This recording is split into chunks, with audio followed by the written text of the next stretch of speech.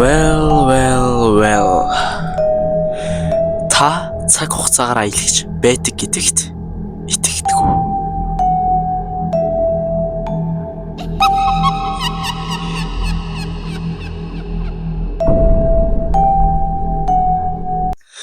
За бидний ярилцах зүйл маань бол 1980-ад оны Японы сэтгүүлч нэгэн зүйлийг олсон байгаа. Юу олсон бол? За би та нарт бодох хугацаа өгье. За та нарын их нь алдсан байх энэ зүйл маань бол iPhone 13-ыг олсон байна.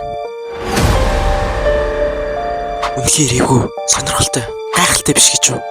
За тэгээд шүүнээрээ үзэж байвал тэгээд за уучлаарай гэж хэлээ да. За тэгээд хэдүүлээ энэ хүү бичлэгийг хамтдаа үзцгээе. 何もあらへん。こちらはタンスも何もない。なんで何もないですよ。これ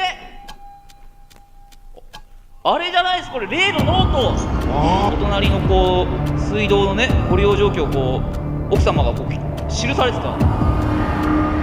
小野口さんが書いてはったやつやね。そうです小野口様が書かれてた。それだけは残ってるの。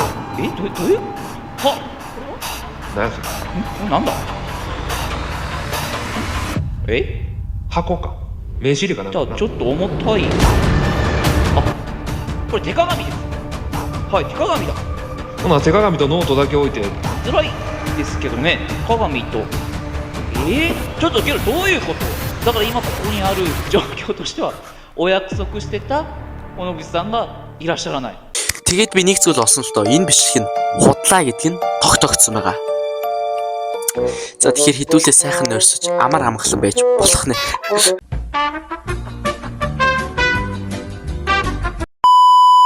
YouTube дээр fact-ийн суваг дээр худлаа гэдэг нь тогтогдсон байдаг юм байна. A video of a man holding a smartphone is being shared on social media platforms with the claim that it shows a reporter in Hiroshima in 1980 finding an iPhone and mistaking it for a mirror. Reverse image search of screenshots from the video led to the original footage, which is from a 5-part Japanese series titled The Woman Who Knew Too Much, The Woman Called Kyoko Onoguchi. The series was posted on YouTube on 17 June 2023. Its description indicates that it is a work of fiction. We reached out to the administrators of the channel for more information. They confirmed that they are the creators of the video and explained that it shows a fictional incident set in Ehime, Japan. In the story, a reporter finds a smartphone in the perpetrator's closet, implying that the culprit traveled back in time. They added that Hiroshima is not connected to this narrative and that they are outraged that people have linked it to Hiroshima, one of the 2 sites in Japan where an atomic bomb was dropped in 1945, causing severe devastation. According to the end credits, the series was filmed in 2023. There are no reports of an iPhone being discovered in 1980 anywhere in the world. To sum up, as visuals from a recent fictional series are being shared as proof of a news reporter finding an iPhone in Hiroshima in 1980, this post is fake.